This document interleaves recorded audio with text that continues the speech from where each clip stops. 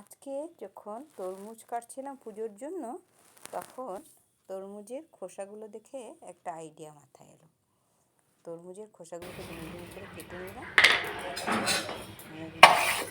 ভেজে নিলাম, ভেজে ভালো করে ধুয়ে এটাকে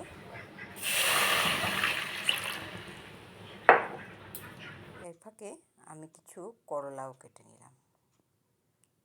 দিয়ে এই ভালো করে যখন সিদ্ধ হয়ে গেল তরমুজের মধ্যে, এই ডালটার মধ্যে তরমুজ, তখন তাতে কিছু নুন হলুদ অ্যাড করে দিলাম।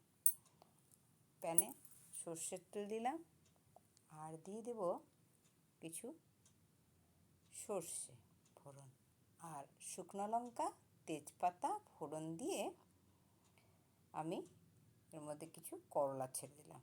করলাটাকে লাল লাল করে ভেজে নিলাম। ভেজে নিয়ে তার মধ্যে এবার আমি ডালটা দিয়ে দিলাম। সবাই খেয়ে বলছিল যেন একদম লাউয়ের ডাল হয়েছে। বাস একটু ঘি ছড়িয়ে নামিয়ে